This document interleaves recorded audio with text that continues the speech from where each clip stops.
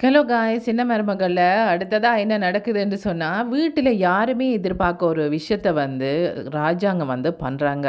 ஏன் இந்த விஷயம் வந்து சேதுக்கு கூட தெரியாது. சேதுவ வந்து எங்கேண்டு ராஜாங்கம் தேடுறாங்க.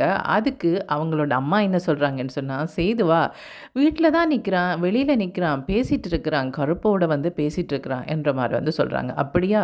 சரி வீட்டில நின்றா சரி" என்ற மாரி வந்து சொல்லிட்டு அவங்க தன்னுடைய ரூமுக்கு போறாங்க. போய் வந்து அவங்க ரெடி ஆயிட்டு வெளியில வராங்க. என்ன இது? ராஜாங்கம் வந்து இவ்வளவு சந்தோஷமா நின்றத நான் பார்த்ததே இல்லையே! என்னவா இருக்கும்? என்ற மாரி வந்து பார்க்குறாங்க அவங்கண்ட அம்மா.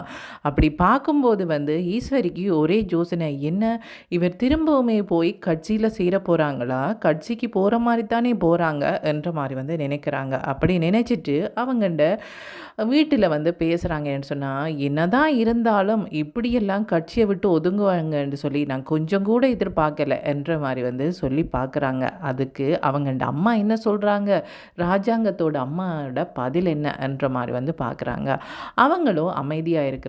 இதுக்கு வந்து ராஜாங்கத்தோட சிஸ்டர் என்ன சொல்றாங்கன்னு சொன்னா, "இங்க பாருங்க, நேற்று நீங்க தானே வந்து என்ன அந்த கட்சியில யாராவது சேருவாங்களா? இவங்க ஒரு ஆபத்திலேயே உதவாதவங்க. இவங்களுக்காக எதுக்கு இவ்வளவு கஷ்டப்படணும்? நல்ல வேளை அவங்க ஒதுங்கினது நல்லது.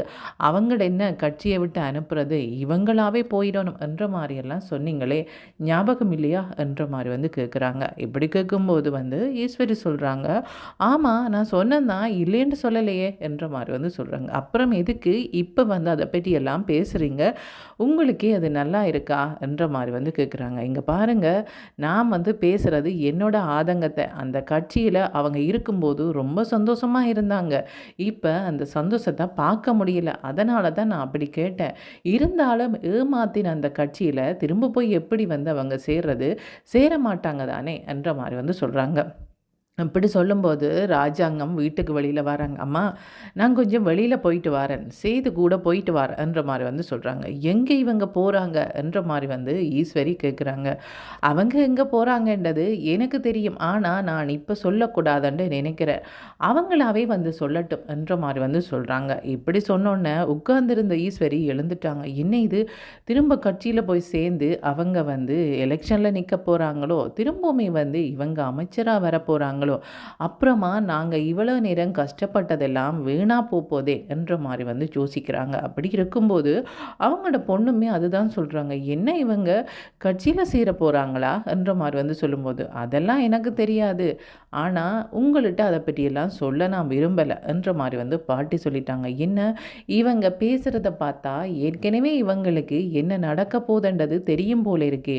ஆனா எங்களுக்கு சொல்லாம மறைக்கிறதுக்கு என்ன காரணம்? என்ற மாரி வந்து ஈஸ்வரியும் சரி, ராஜாங்கத்தோட தங்கச்சியும் சரி யோசிக்கிறாங்க. எதுவுமே வந்து ராஜாங்கம் சொல்லாம ரொம்ப சந்தோஷமா வந்து வெளியில போறாங்க. "சேது எங்க நிக்கிற? இவ்வளோ நேரம் வந்து வெயிட் பண்ணிட்டு இருக்கிறது" என்ற மாரி வந்து சொல்றாங்க. "என்னப்பா எங்க போகணும்? எங்க போகணுமா? அது போனதுக்கு அப்புறமா தெரியும் வா" என்ற மாரி வந்து கூட்டிட்டு போறாங்க. என்ன இது? எங்க போறதா இருந்தாலும் அவர் எங்க போறேன்னு சொல்லுவாரே, என்ன எதுவுமே சொல்லாம என்ன கூட்டிட்டு வரார். சரி பரவாயில்ல. சந்தோஷமா தானே வாரார். நானுமே போகலாம் என்றுட்டு சேதுவுமே கூட வாராங்க. சேது மட்டும் போகல. கருப்பு அதே மாரி வந்து மற்றவங்களும் வாராங்க. இப்படி வரும்போது வந்து ராஜாங்கம் என்ன சொல்றாங்கன்னு சொன்னா, "இங்க பாரு சேது, இந்த ஊரே வந்து என்ன தப்பா சொன்னதுக்கு அப்புறமாவும் நீ வந்து அத நம்பல. இல்ல இவர் இப்படி பண்ணியிருக்கவே மாட்டார் என்றத நீ வந்து நிரூபிக்கிறதுக்காக எவ்வளவெல்லாம் கஷ்டப்பட்ட. அதுக்கு உனக்கு ஏதாவது ஒரு கிஃப்ட் தான் நான் தரத்தானேப்பா வேணும்" என்ற மாரி வந்து சொல்றாங்க. "என்ன கிஃப்ட் அப்பா? எனக்கு எந்த கிஃப்ட்டுமே தேவையில்ல. நீங்க திரும்ப இந்த வீட்டுக்கு வந்ததே போதும்" என்ற மாரி வந்து சொல்றாங்க. "இங்க பாரப்பா, வீட்டுக்கு வந்தது என்னமோ சந்தோஷம் தான், இல்லையன்டு இல்ல. ஆனா, இவ்வளோ தூரம் நீ மட்டும் ஒருத்தன் என் மேல நம்பிக்கை வச்சா இல்லையா? அந்த நம்பிக்கைக்கு நான் ஏதாவது உனக்கு திரும்ப பண்ணணும்ன்ட்டு நினைக்கிறேன்" என்ற மாரி வந்து சொல்லிட்டு, அவங்க வந்து மனு தாக்கல் பண்ற இடத்துல வந்து போறாங்க. அதாவது வந்து எலெக்ஷனுக்கு யார் யார் நிக்க போறாங்களோ, அவங்க வந்து அங்க வந்து பதிவு செய்ற இடத்துக்கு போறாங்க. அங்க போனா வந்து சேதுவ வந்து பார்க்குறாங்க ராஜாங்கம். "என்ன சேது? எதுவுமே புரியலையா? சரி, உனக்கு புரியுதா இல்லையா தெரியல. எனக்கு ஒரு அலுவல் இருக்கு. நான் போயிட்டு வரேன்னுட்டு" அவங்க போயிட்டாங்க. வெளியில வந்து சேது வந்து கருப்போட பேசுறாங்க. "என்னவா இருக்கும்? இங்க எதுக்கு வந்தாங்க? ஒண்ணுமா புரியலையே. என்ன வேற வெளியில நிக்க சொல்லிட்டாங்க. உள்ள விட்டாலாவது எங்கே போகிறாங்க என்ன பண்ணுறாங்கன்னு பார்க்கலாம் என்ற மாதிரி வந்து நினைக்கிறாங்க. அப்படி இருக்கும்போது வந்து ஒரு சில பேர் வெளியில் வந்து கேட்குறாங்க, என்ன தம்பி என்ன ஞாபகம் இருக்கா, எப்படி இருக்கிறீங்க என்று கேட்கும்போது சேதுக்கு தெரியும் இவங்க ஏற்கனவே வந்து தன்னுடைய அப்பாவோட கட்சியில் இருந்தவங்க, இப்போ வேணுமென்று சொல்லி தன்னை கோபப்படுத்துறதுக்காகத்தான் பேசுகிறாங்க, அதனால் நான் பேசாமல் போகணும் என்ற மாதிரி வந்து அவங்க பேசாமல் இருக்கிறாங்க. என்ன தம்பி மறந்துட்டீங்களா, இப்போ கொஞ்ச நாளைக்கு முன்னாடி தானே உங்களுடைய அப்பாவை வந்து கட்சியிலேருந்து நிறுத்தினாங்க, அதுக்கிடையில் மறந்தா எப்படி என்ற மாதிரி வந்து சொல்கிறாங்க. இங்கே பாருங்கள், உங்களோட பேசுகிறதுக்கு எனக்கு விருப்பம் இல்லை, பேசுகிறதுக்கு எதுவுமே இல்லை, பேசாமல் போகிறீங்களா என்ற மாதிரி வந்து சொன்னோன்னே அவங்க பாட்டுக்கு போயிட்டாங்க. என்ன இவன் இப்படி பேசுகிறான், இவனோட 4 வார்த்தை பேசுகிறவன்டா இப்படி கோப்படுறான் என்ற மாதிரி வந்து சொல்லிட்டு போகிறாங்க. இப்படி போனதுக்கப்புறமா ராஜாங்கம் வெளியில் வராங்க, வந்து சேது வாப்பா உள்ள என்ற மாதிரி வந்து சொல்கிறாங்க. எதுக்குப்பா, வா உள்ள பார்க்கலாம், வா வந்து பார்க்கலாம் என்ற மாதிரி வந்து சொல்கிறாங்க. இவ்வளவு நேரம் உன்னை வெளியில் விட்டுட்டு போனேன், ஆனால் வந்து நீ எதுக்கு நான் உன்னை வெளியில் விட்டுட்டு போனேன்னு கூட உனக்கு தெரியாமல் இருக்குது, சரி வந்தாவது தெரிஞ்சுக்கொள்ளு என்ற மாதிரி வந்து சொல்லிட்டு அவங்க என்ன பண்ணுறாங்க என்று சொன்னால், சேதுவை வந்து சுயேட்சை குழுவில் வந்து போட்டியிடுறதுக்கு வைக்கிறாங்க. அந்த இடத்துல வந்து தான் எந்த தொகுதியில் வந்து எலெக்ஷன் கேட்குறதுக்காக இருந்தனோ அதே தொகுதியில் சுயேட்சையாக நின்று சேது எலெக்ஷன் கேட்கணும் என்ற மாதிரி வந்து சொல்கிறாங்க. சேதுக்கு என்ன பண்ணுறேன்னே தெரியல, என்னப்பா சொல்கிறீங்க என்ற மாதிரி வந்து சொல்லும்போது, ஆமாப்பா நீ எலெக்ஷன் கேட்கணும், நீ அந்த தொகுதியில் ஜெயிக்கிறத நான் பார்க்கணும் என்ற மாதிரி வந்து சொல்கிறாங்க. இப்படி சொல்லிட்டு அவங்க வந்து எல்லாம் பதிவு பண்ணிட்டு வெளியில் போகிறாங்க. இங்கே என்ன நடக்குதுன்னு சொன்னால், தமிழ் வந்து காலேஜில் இருக்கிறாங்க, அவங்களுக்கு உடம்பு முடியாமல் போச்சுது. அப்படி இருக்கும்போது வந்து அவங்கள வீட்டுக்கு போக சொல்லிட்டாங்க. வீட்டில் கொண்டு வந்து அவங்கள விட்டுட்டாங்க. வீட்டில் வந்து தமிழ் வந்து உடம்பு முடியாமல் இருக்கிறாங்க. இப்படி இருக்கும்போது வந்து அங்கே யார் வாரதுன்னு சொன்னால், ஜெனியும் அவங்களோட ஹஸ்பண்ட் சக்தியும் வராங்க. இவங்களுக்கு தேங்க்ஸ் பண்ணுறதுக்கு வராங்க. அது மட்டும் இல்லாமல் தேவையில்லாமல் இவங்களோட மாமனார் பழி சொல்லிட்டேன், அதுக்கு மன்னிப்பு கேட்கலாமான்னு நினச்சிட்டு வராங்க. இங்கே வந்தால் தமிழ் சந்தோஷமாக இவங்களோட பேசுகிறாங்க. இங்கே பாரு தமிழ், நான் இப்படியெல்லாம் நடக்குமெண்டு கொஞ்சம் கூட எதிர்பார்க்கல, இந்த கல்யாணம் நடக்கிறதுக்கு முக்கிய காரணமே நீதான் வந்து உன்னுடைய அப்பாவுக்கு ஃபோன் பண்ணி அவங்க மூலமாக வந்து இந்த கல்யாண ஏற்பாடுகள் எல்லாம் பண்ணியிருந்த என்ற மாதிரி வந்து சொல்லும்போது தமிழ் வந்து யோசிக்கிறாங்க. இங்கே பாரு ஜெனி, எனக்கும் இந்த கல்யாணத்துக்கு சம்மந்தமே இல்லை, எனக்கு அதுதான் வந்து ஒரே புரியாத ஒரு விஷயமா இருக்குது, இந்த கல்யாணத்தை பண்ணி வச்சது நானே கிடையாது, நான் வந்து ஃபோன் பண்ணவும் இல்லை, யாரோ ஏதோ சதி பண்ணியிருக்கிறாங்க என்ற மாதிரி வந்து சொல்லும்போது அவங்க இந்த அப்பா என்ன சொல்கிறாங்கன்னு சொன்னால், இல்லை தமிழ், நீ ஒருவேளை மறந்திருக்கலாம், நடந்த விஷயத்த வந்து இவ்வளோ பிரச்சனை நடந்ததுக்கு அப்புறமா நீ மறந்துட்டா போல இருக்கு, நடந்ததே அதுதான், ஜெனி சொல்கிறது சரி என்ற மாதிரி வந்து சொல்கிறாங்க. நீதானம்மா எனக்கு ஃபோன் பண்ணினேன், உன்னுடைய ஃபோன்லேருந்து தான் ஃபோன் பண்ணினேன், நீ சொல்லித்தானம்மா நான் இதெல்லாம் பண்ணினேன் என்ற மாதிரி வந்து சொல்கிறாங்க. இல்லைப்பா நான் ஃபோன் பண்ணவே இல்லை, அப்புறம் எப்படியம்மா உன்னுடைய ஃபோன்லேருந்து எனக்கு கால் வந்தது, அதுவும் உன்னோட குரல் மாதிரியே எப்படியம்மா பேச முடியும் மற்றவங்களால், சரி அப்படி தான் இருந்தாலும் அது ஒரு சூழ்ச்சியண்டே வச்சுக்கொள்ள, அந்த சூழ்ச்சியை வந்து நாங்கள் கண்டுபிடிச்சி கண்டிப்பாக வந்து அந்த பெரிய குடும்பத்தோட பேசணும் என்ற மாதிரி வந்து சொல்கிறாங்க.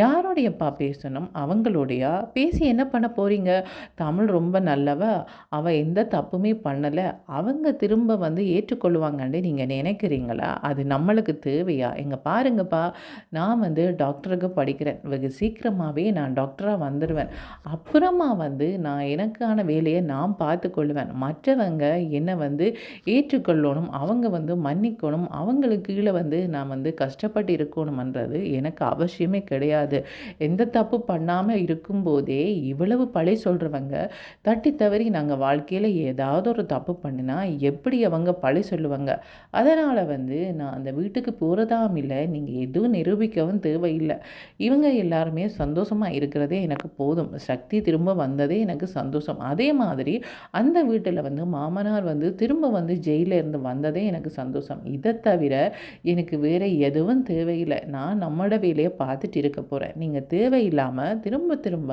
அந்த குடும்பத்திட்ட போய் அவமானப்படுறதை நிறுத்துங்க என்ற மாதிரி வந்து சொல்கிறாங்க. இப்படி சொல்லிட்டு, அடுத்த நாள் என்ன பண்றாங்கன்னு சொன்னா, அவங்களுக்கு உடம்பெல்லாம் சரியானதுக்கு அப்புறமா திரும்பவுமே வந்து அவங்க காலேஜுக்கு போறாங்க.